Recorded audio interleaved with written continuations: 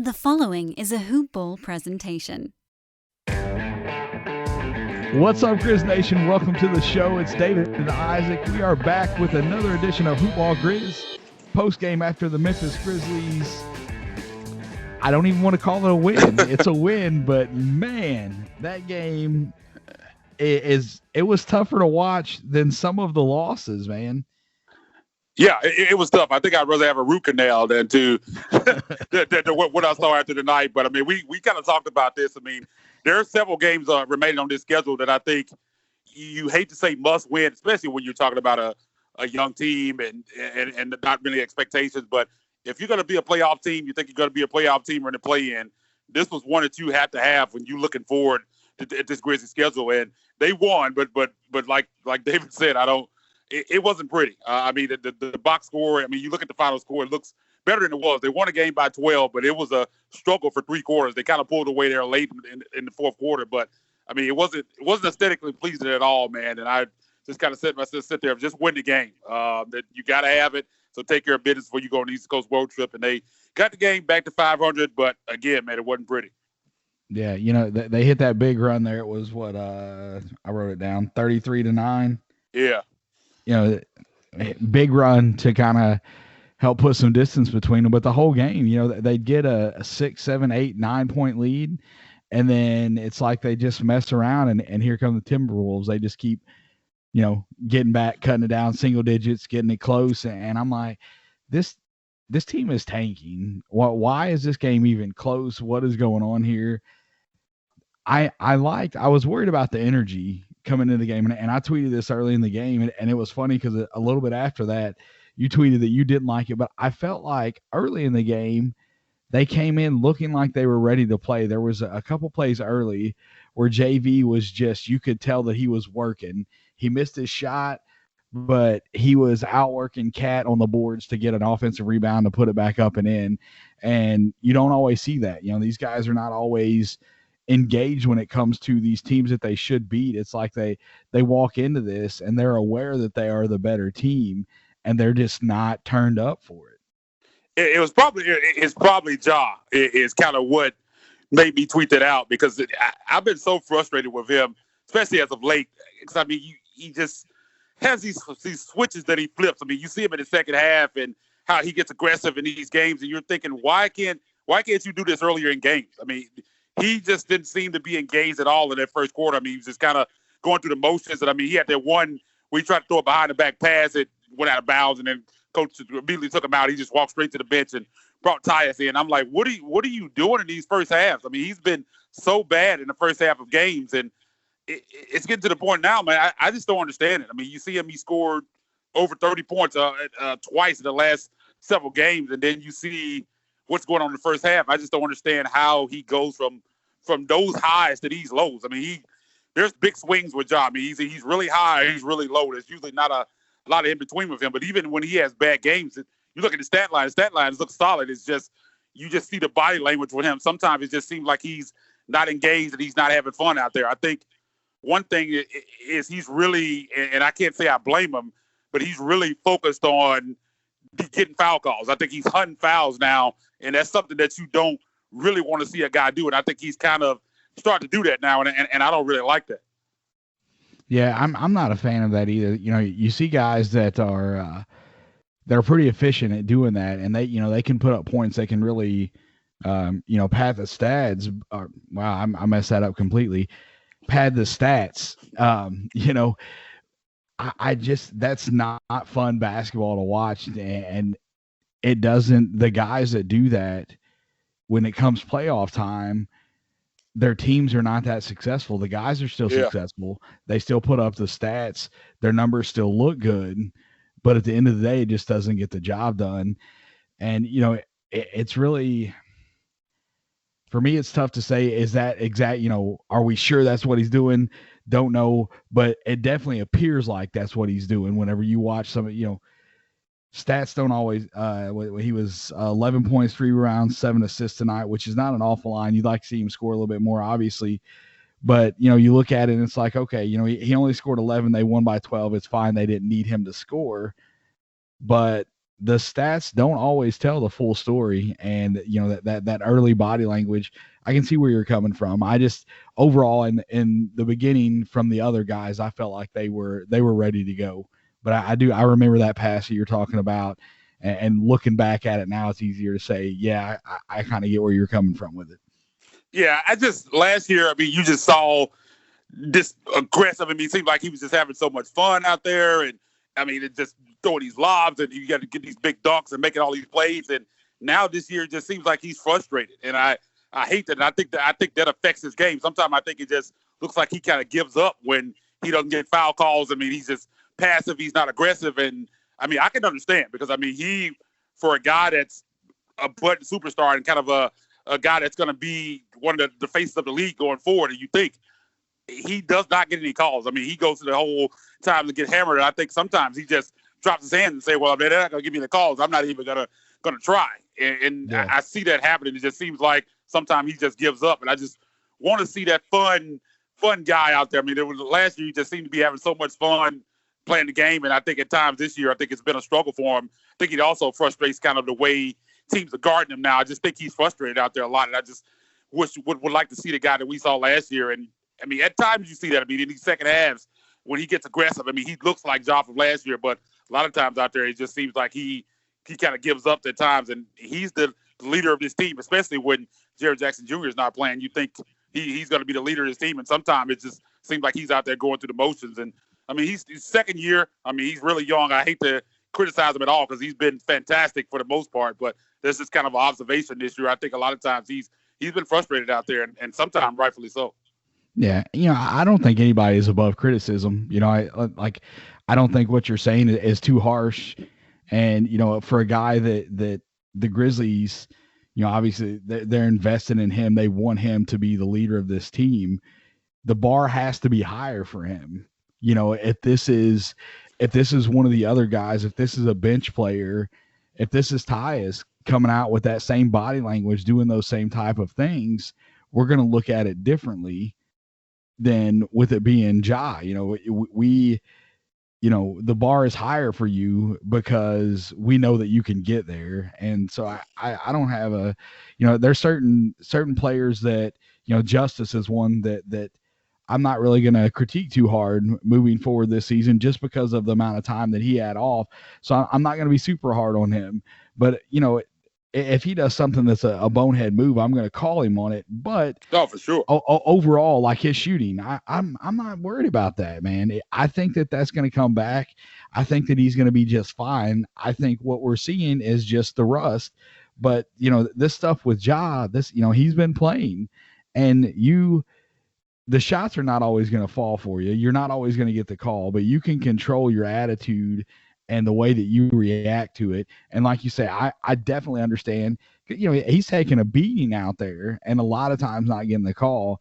And, that's definitely going to wear on you. He did go to the line. He only went 6 times tonight, but he has been going to the line a little bit more. I think after those tech calls, they started maybe giving him a little more. And I think as he continues to improve, you may see him getting more opportunities at the free throw line. Yeah, man, a different kind of game tonight. The Grizzlies only scored 44 points from in the paint, but they hit 19 threes for 48.7%. So kind of a different kind of game, different kind of win tonight. Not doing a lot of floaters, not doing a lot in the paint, but getting it done for the three-point line. And Grayson Allen, man, we talked about him, not just a first quarter player tonight.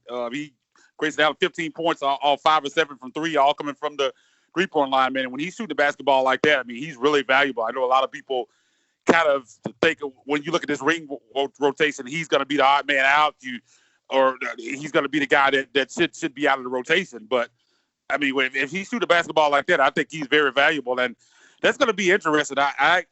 They have their work cut out from this front office and how they're going to make the decisions of how they're going to consolidate this roster, because I mean, at times all these guys have been really good. I mean, we talk about Melton; he was another fantastic game for him tonight. But again, you talk about Grayson knocking down threes. We talk about his defense, but 5 or 7 from 3, man, that's valuable for a team that, for some reason, we kind of talked about this last show. This team, you think that they should shoot threes better than they do, and when you have a guy coming out on fire like that tonight and has that ability, I mean, I think he should get minutes as well. So it's just tough, man, on this roster. When Winslow comes back, then you kind of have that problem again, like who plays, who goes to the bench. But I think we're going to see, again, over the next year, going to the next trade deadline, I think we're going to see somehow they're gonna thin this thing out. But it's going to be interesting because I like all these guys. I mean, Melton shooting over 40% from three with his defense. I mean, he's becoming a fantastic two-way player.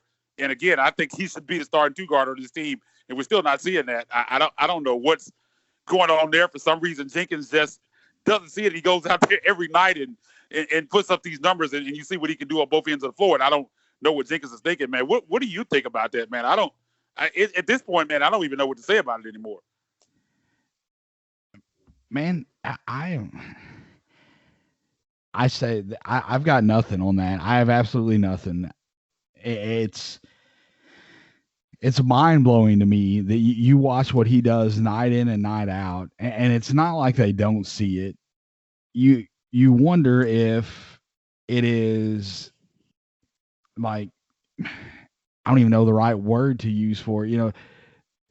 We'll say a love affair of Grayson Allen from Jenkins. Yeah, I think that's really, like, I don't know that it's every time that you hear Jenkins talk about Melton and what he's doing and what he's bringing to the team, it's always positive, and it's always, it seems to be sincere.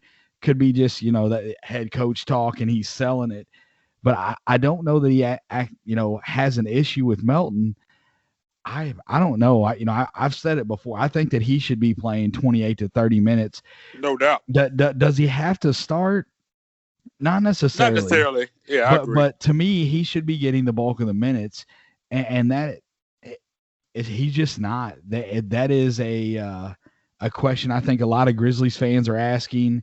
And if you watch some of the fans on Twitter, I know Jonas Nader. I think he's with CBS Sports. He is on Jenkins all the time about the playing time with Melton, because he goes out there, he produces the weak spot in his game. He put in work in the shortened off season, and he is shooting the lights out this year, and really doesn't seem to be getting rewarded for it at all, because, I'd have to go back and look for sure, but I don't think that his minute count is any higher this year than what it was last year. And it makes zero sense to me. No, with the way he's shooting, it makes no sense for him to only be playing the same amount of minutes he was playing last year. And you kind of talk about people nationally, the fantasy basketball community has really been on Jenkins about the way he handles Melton. I see national guys all the time just chiming in, asking what's going on down there in Memphis. Why isn't Melton playing more? Because the guys you have on the team, and you see this production, you like he could be doing this over more minutes. His production's going to be even more. And I don't know, it's just a strange deal. It just seems like he has, like you said, had his love affair, Allen, which I can't say much tonight, man. A guy goes 5 or 7 from 3. You can't complain much about that. But it's like you say, they're overloaded at the wing, and I still see a lot of people around the Grizz community. Oh, they need a wing. They need a wing, man. I'm telling you right now, if the Grizzlies, they're going to be in this play-in. If they end up around the 13, the 12 to 15 range in this draft, there's 2 big guys out there that I'm taking over any of the wings that are available. I think that they have the wings that they need on this team, man. I think if they draft another wing, it is not going to do anything but clog this up and make this situation worse. Obviously, we have the offseason. We don't know what type of moves they're going to make. But Melton deserves playing time. Grayson Allen, he produces when he's in there. He deserves playing time. Desmond Bane. You've got plenty of guys on this roster that deserve the playing time. Something's got to give. If you draft another, Kispert is a name that I see and I was just about to bring that up. And don't take this like this is not me bashing Corey Kispert. Kispert's my guy. Yeah, I love Corey Kispert. If he gets drafted, I'm fine with that. He can shoot the freaking light. Like, this dude is great. But where does he play at? That's the thing. Like, where are we going to get him minutes? Because you just drafted Bane. I mean, you got Bane. You drafted as a guy who can knock down shots. I mean, like you said, you got Grayson. Like, where's he where's he playing? Is he going to come in and supplant these guys? I don't think so. That's kind of the thing. I mean, I was on the wing kick too, and that's because that's just kind of been the general thoughts of what this team needs. But, and I've said this many times, that they may need a wing, but they need a Zach LaVine or that level player to kind of change this. I mean, you don't need to bring in another rotation level wing because, I mean, there's just nowhere for them to play. Yeah.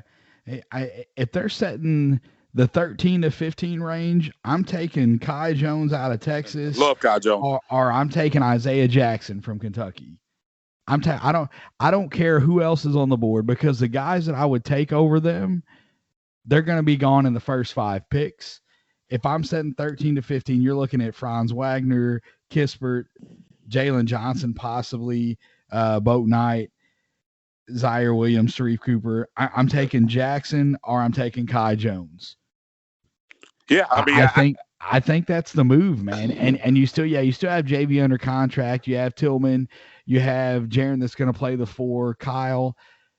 Something has got to move. That's just they're going to be higher up in this draft. They're going to be mid first round at worst.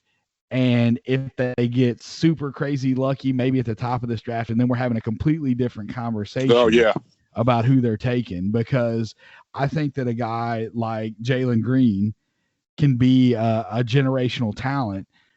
And he is a guy that, okay, yeah, we're loaded up at the wing, but if you got an opportunity to land Jonathan Kuminga or Jalen Green, or Cade Cunningham, you take those guys.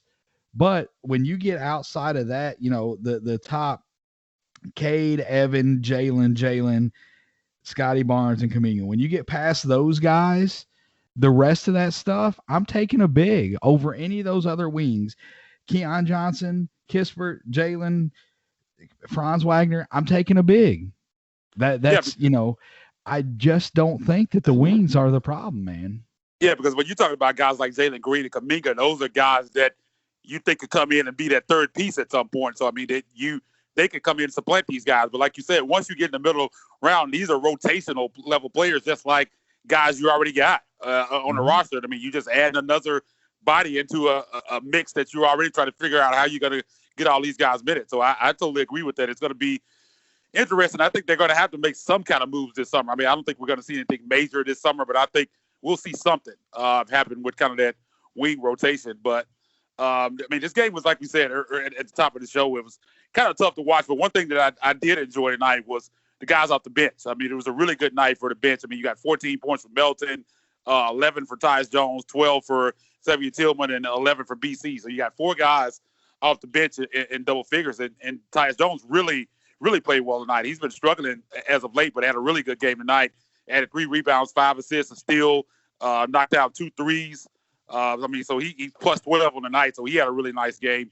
BC played really well. I think a team leading plus 18 tonight, 4 rebounds, 2 assists, steal, a block. I mean, just all across the board. Xavier Tillman, I've been kind of talking about him and how I felt like he needed to be back in the rotation. Nice night for him. 12 points, 4 rebounds, and steal on the block. He also knocked down a 3, plus 5 in Man, that makes me so happy. So happy. I mean, he got an interview after the game, too, man. So it's been a while, man, because, I mean, you just look back earlier this season. I mean, we were talking about how much of a revelation this guy was, especially during the time when Ja was out and we had some guys out. I mean, he was playing really well. I mean, defensively, I think he's far advanced for a rookie. I mean, he has great footwork on the inside. I mean, I just love his potential, and I just hate it because I know when Justice Winslow comes back, he's back out of the rotation. But I'm glad to see that he's playing well when he's given an opportunity because, I mean, just kind of proved me right because I've been kind of trumpeting the idea of him being in his rotation here the last couple of weeks, and he looked good tonight. He did. JV picked up those 2 fouls, and I think that he done a stellar job against Karl Anthony Towns. And that's, he shoots it from the outside a lot more than I think that he needs to. Obviously, like the new NBA is, like a stretch 5, a guy that can shoot it from the outside, and Towns can definitely do that. But yeah, I just think with his size that he would be a lot more dangerous down low than what he is from the perimeter. So, it's not that obviously there's going to be times when you're stretching the floor, you're out there, that's going to be the shot that you take. But I think a lot of times that's like a cop out for him. Like he just kind of falls back to that. But I like a lot of the things that Tillman does. I can't remember. Maybe it was a Jazz game. I can't remember. There was one game that he was out there on the floor, ball goes up, and he had the offensive player completely behind the backboard, like just controlling position. I'm like, there's no way that dude was getting the rebound. Like Tillman just and positioning, being an undersized guy, positioning for rebounding is so important. And it's not flashy, it's not fancy. It's just fundamental basketball, and he does all of that stuff at a high level. And I do, from day one, I thought that he could be the future starting five for this team. I still think that that's a possibility. You've got JV. I don't know what the market would look like for him, and I know you're feeling like, man, I'm sorry, I'm going down a rabbit trail here, but are you good, man? This is not I'm not a firehouse audit. Just get rid of everybody. But I think that Tillman is going to be a great piece for the Grizzlies moving forward, and I like what he brings to the table, because you're not. I think you're gaining by a long shot on the defensive end with him out there as opposed to JV. There's obviously things offensively that he can't do that JV can. So, there's pluses and minuses on both sides, but I great pick by the Grizzlies, and I'm not ready for Winslow to come back because I don't want him to go out of the rotation. Yeah, I agree 100%. I just think, and we talked about this last show, JV just struggles so much with his defensive rotations, and then when you have BC playing backup center, I mean, he blocks shots. I mean, he makes some plays, but at times he's just undersized, and Tillman just brings something that neither one of those guys can do defensively, and I think that's what makes him so valuable. You kind of wish you could kind of bring what JV, not what JV, but what Tillman brings, to put that into Valanciunas to kind of be a better defender, and then you have a complete player. So it's just kind of a weird deal because he can't do the things offensively that JV does, but JV can't do the things that he does defensively. And I don't think JV is going to be here when his team is its finished product. I don't think Jonathan Valanciunas will be on this team. And I think, and again, I think Tillman is a guy that you could put in next to Jared, because the way Jared can score, he kind of makes up for the shortcomings that Tillman has on the offensive end. I really think that could work. I like the way he fits next to Jaren Jackson Jr. Speaking of Jaren Jackson Jr., he spoke to the media today, and he seems like he's on the mend and about to be. Sounds like he's optimistic that he's returning in sooner rather than later. So I said April 28th. Maybe it'll be on that 7-game road trip. Maybe he comes back a little bit early. I hope that's the case, because I want to see him out there as much as possible. I know they're probably going to rest him on back-to-back, so you're going to miss him on some of those games. So the earlier he comes back, the better, because I really want to see him out there and how he fits into this team. But I think he brings a total different dynamic to this team. Again, I think it's going to open up lanes for Ja. I think Ja's going to be better. I think everybody on the team is going to be better, because, you have to honor him in his three-point shooting, and that's something that they don't have right now. Yeah, and you talked about Ja having fun, and those two work so well off of each other, and Jaren is just, there's times when you see the fire out there, but he's just a fun guy, and I think that energy, when he's out there on the floor, he's bringing that energy, and you can see it, when he's out there with these other guys, it rubs off on the rest of the team. And I'm hoping it's sooner rather than later, but he seemed pretty confident. And what I saw that, he said, oh yeah, definitely this month, I believe was exactly what he said. And he's like, I miss you guys. I miss talking to you. And so, it's, I've liked him when I first bought season tickets, like it was his rookie year. And I fell in love with that dude so early in the season. I'm like, man, I think that he's going to be good. And so, I've been all in on him since very early in his rookie season. And I know that, there was kind of some Grizzlies fans were like, want somebody different. But I raised my hand. I was like vehemently against that pick when they made it. I was like, man, God, we went through this tough season, and we got this guy. He only averaged 12 points a game in college. I'm like, this is like another bad draft pick by this team, and I ate crow on that one, and I was glad to eat crow. I remember that summer league game where he went off. I think he had like 9 threes in that game, and I mean from there, I mean I was like this guy is infectious. I mean the smile, the way he plays the game, and he's exciting. Man, I was glad to have him. I mean I was completely wrong on it. I was glad to be wrong, and I think. I mean, you saw some things, I think, late last year, the way he was taking guys off the dribble, kind of the handle he had. I mean, he was doing some unicorn-type stuff out there. They got to call him the unicorn. I mean, I saw some things from him. I mean, he looks like he has the ability to be a bona fide superstar in this league. I really do believe that. I know, the rebounding thing, people kind of talk about that, but offensively, I think he has another gear that he can get to even than what we've seen, and I'm excited for his return, and hopefully – again, we get to see some of that this year. I don't know if we'll ever see the Jared that we saw at the end of last year, this year with such short time. But I think going into next year, him and Ja just played, like you said, so well together, the pick and roll and the way they play together. It's going to be fun and to have these two guys going forward. And I'm just happy that it looks like he's on the way back. Yeah, man, the rebounding thing. I've said it before. I'll say it a million times. It doesn't bother me. You look at this game tonight, and you have everybody that played. Killian Tilly is the only one that didn't get a rebound, but of the guys that played actual minutes in the game, you got Ja had 3, Dylan had 3, Grayson had 3, Kyle had 8, Brandon Clark had 4, Melton had 4, Tillman had 4, Tyus had 3, and Bain had 7 rebounds. So, you don't have to have Jaren pulling down, 10, 11 rebounds a game. You don't have to have that. You can rebound as a team and be okay. And that's, I left out JV. He had 11 rebounds tonight, but that, I done that on purpose because you take him out of the equation, you've still got guys on this team that are great positional rebounders.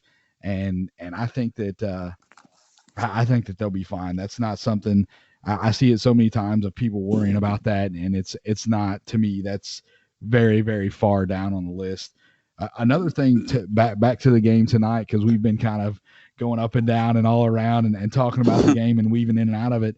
But Dylan Brooks, he is, I call him the TWolf killer because he, like in the 1920 season, he averaged 28 points a game against the TWolves.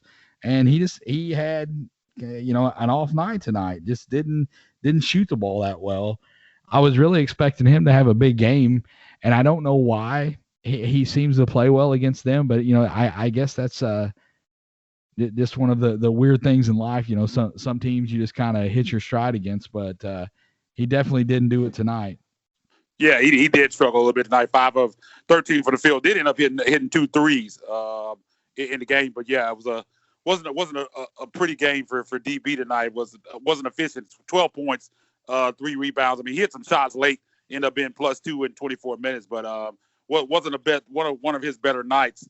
Slow-mo, 7 points, 8 rebounds, 7 assists. Still a block, filling up the stat sheet. I mean, struggled from the floor though, 2 of 8 from the field, 1 of 3 from the free throw line. From the free throw line, yeah. In 20 minutes, he's a +2. So again, it was just a game where they had to get the win and they were able to do it. It wasn't pretty. It was a real struggle from 3 quarters. Every time it seemed like they pulled away, Minnesota would come right back. Naz Reid, a big game, 18 points for him tonight. He kind of did some work on the inside and knocked down a couple of threes as well. I mean, he was kind of a problem all night for the Grizzlies there, kind of keeping them in the game. But again, man, they won the game. Got a tough East Coast road trip coming up starting on Sunday, man, and it's a tough one. I mean, you got start off in Philadelphia. You know how tough that is. And then you followed up with Miami, which the Grizzlies got a win there in Memphis here a couple weeks ago. I know they're going to be looking for a little revenge on that one. Then you go travel to the Hawks. The Hawks are playing better. And then to Madison Square Garden against the Knicks. You kind of look at this road trip, man, it's tough. But if you could find a way to go 2-2, I think you'd have to be really happy with that. And you kind of look at those last 2 games at Hawks at Knicks. I think those are kind of the ones that you think, well, if they're going to steal 2, those might be the 2. Man, I'll be honest with you. I lean more toward the Miami game. And this is the reason. Oladipo, they traded for him at the deadline, and he's down there. And they're going to have some stuff to figure out with where the ball's going to go. He's generally a high-volume guy, and they're trying to, integrate him into this offense. So I'm hoping that is a hiccup enough that will leave the door open for the Grizzlies to get that win. the 76ers, don't know if Embiid is supposed to be back. I think Saturday. Yeah, I think Minnesota plays them tomorrow. But it's a back-to-back though, so we see how that kind of works out. If he does play Saturday, my guess is coming off of that injury, he's probably not going to play the back-to-back.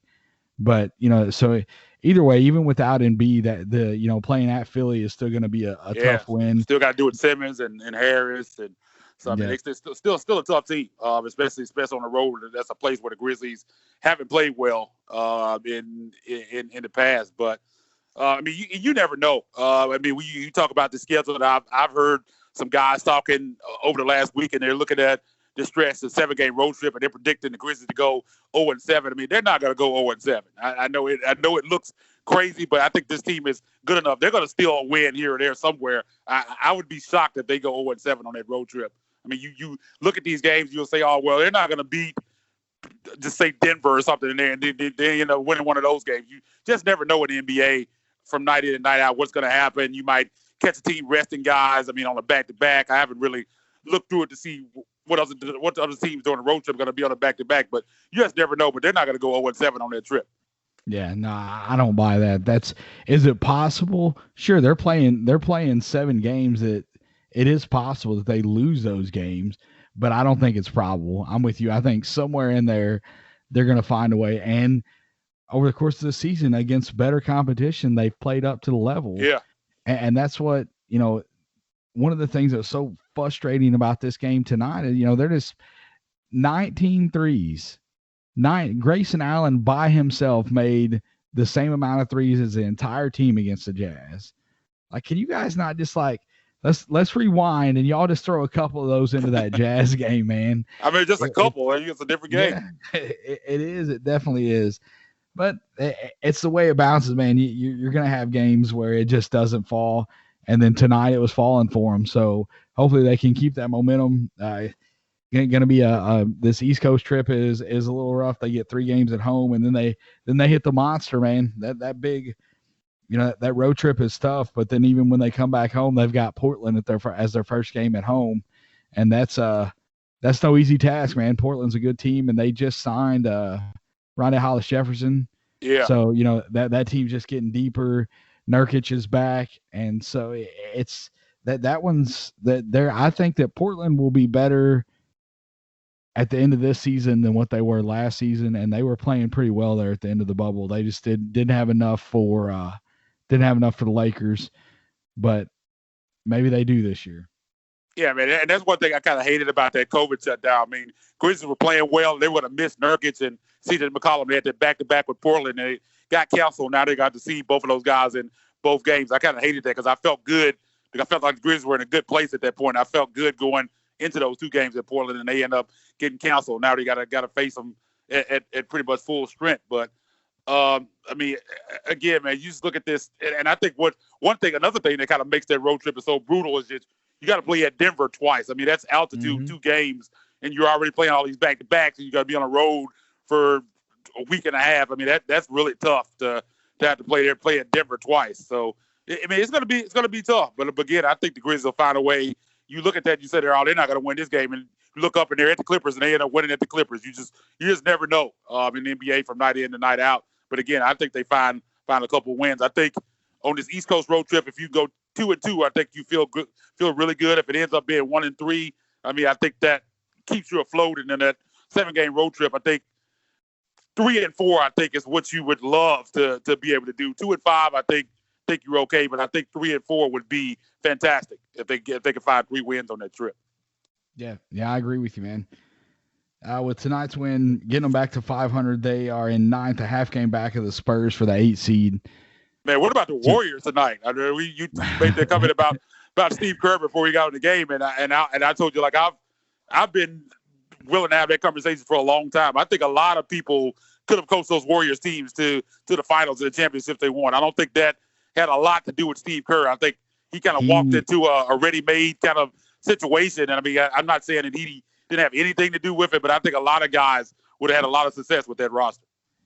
He was not even the best coach on that staff, man. That's what a couple of my buddies that they're fans of him, and I'm like, I just don't think that he's a good coach. No, I I don't at never thought he all. was. And these two these 2 seasons right here, just go. Yeah, I understand what you're missing, and I know that's going to be a big hit. But look at what Greg Popovich is doing in San Antonio. I know it. I mean, I was saying that the other night. I was like, "There's no way that team should be competing for the playoffs with that roster that they have in San Antonio, and that's all Greg Popovich. That's a sign of a good coach when you can. I mean, he had all the success when he had this talent, but now you kind of see that wasn't just about the talent. I mean, that guy is a heck of a coach. I mean, to have this team right now, the roster that he has in playoff contention. I mean, you lose LaMarcus Aldridge, and he wasn't even playing for a while, even before the end, and they're still finding a way to win games to get it done. I mean, that shows you the testament of a good coach, and you see, like you said, what Steve Kerr's doing right now with this depleted roster, and they're not doing much. I mean, they're in 10th place. Even when Steph Curry was playing, they still weren't really competing not the way the Spurs are. So, I mean, I think that just kind of shows you that, I mean, that he's not really that great of a coach like a lot of people have crowned him as. Yeah. That's when you have 4 Hall of Fame players in the same starting lineup, I don't think you have to be a great coach to get them to the level that they were at. And that's not implying that job is easy. I know that there's a lot that goes into a head coaching job, but I just feel like a lot of times guys get a lot more credit than what they deserve because of the players that they had. Yeah, and with that team, another thing with those guys outside of Draymond, usually in those situations, you have a lot of ego management to deal with. I don't think that's the case with guys like Steph and Clay. I mean, I don't think you really have to manage any egos there. I mean, Draymond is the one that you just kind of have to try to reel in. And I mean, they haven't really done that. I mean, Draymond's going to be Draymond. So even in that vein, I don't think he's had to deal with that a lot. Yeah, it just, yeah, I can only take so much when I get around somebody that's a Warriors fan, and they start talking about, you know, how good Kerr is, and it's not like that's a common conversation, but I just kind of get up and walk away from it because it's just not the truth, man. I if he does something, you know, Curry's not that he's old by any stretch, but you know they're hitting a rough patch here. If he were to keep these teams in the contention for playoffs, and they are because of this play-in right now. Yeah. But without this play-in, without the play-in at the end of the season, I don't feel like the Warriors are going to be there. I don't think they're going to be in position to battle for that 8 seed. No, that is, he has talent on that roster. Draymond has still been playing. You know, they drafted Wiseman. He's a rookie. There's going to be a learning curve there. Kelly Oubre. There's plenty of guys on that roster that are talented enough for them to be just a little bit better than what they are. Yeah, I mean, even Pascal was really good last year, and so I mean, they have talent on that team. There's, I mean, even these other guys. So Scudder is a good, a solid player. I mean, they have a lot of guys on that team can play. And again, I think if you take him out of that seat and put Greg Popovich in there, I think they're probably the 5th or 6th seed right now. Probably doing the same thing San Antonio is doing. And I think, again, I just think that shows you how a lot of times guys get overrated. These guys, when they win a championship, and you think just like Scott Vogel. I don't think Scott Vogel's a fantastic coach. I mean, the Lakers won a championship, but I don't think it has anything to do with Scott Vogel. I think you could have had a lot of people in that team. You got LeBron James and Anthony Davis on your team. I mean, I think I probably could coach that team to a championship. Yeah. Yep. Yeah, I agree. Man, 100% agree with you on that. That's, and I don't, I think that Vogel is a better coach than Kerr, but Vogel's going to get a lot more, he's going to get a lot more recognition. Oh, well, he's won a championship. Yeah. He had, arguably the greatest player of all time on the team with another top 5 player. So, not top 5 all time, but top 5 of the, in that genre or that, oh man, I lost the word. It's gone.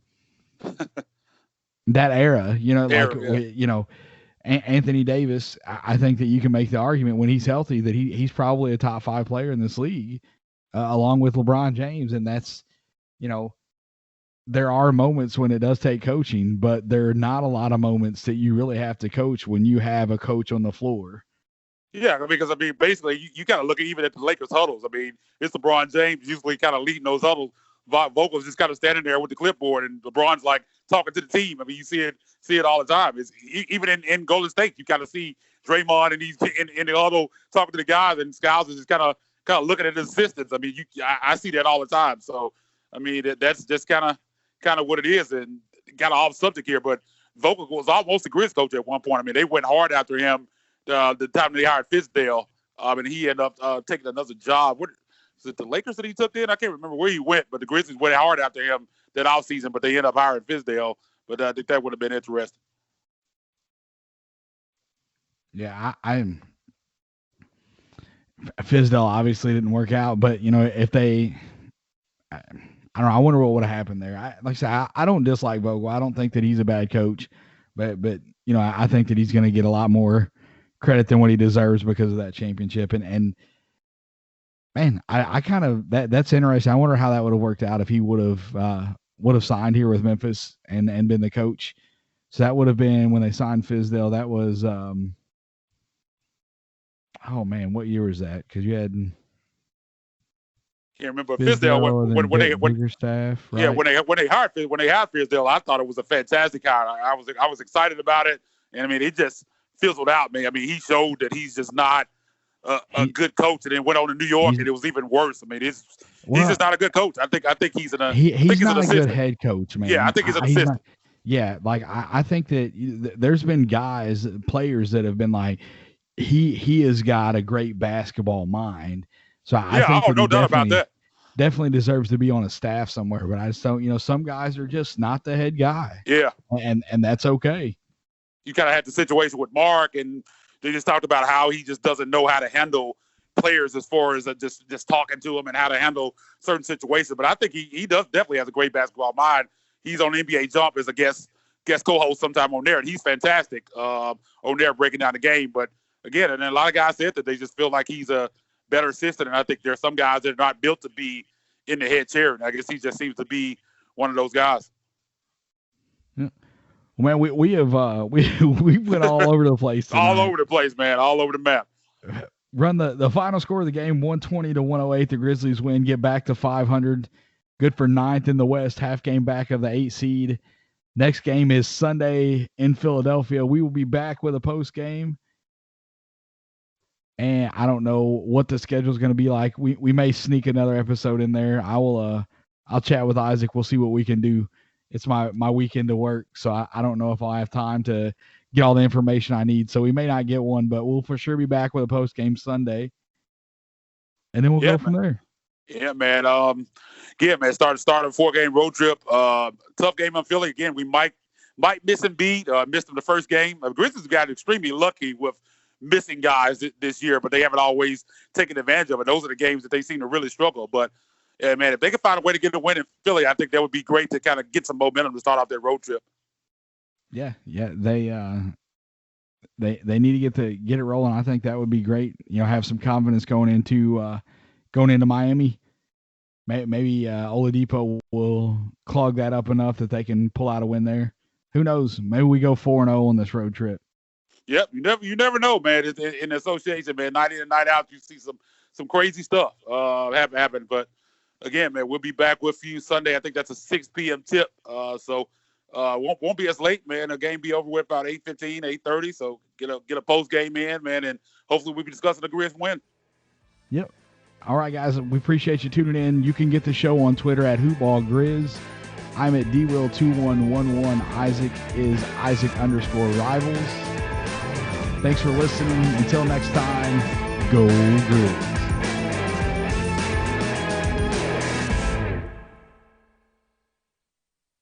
This has been a Hoop Ball presentation.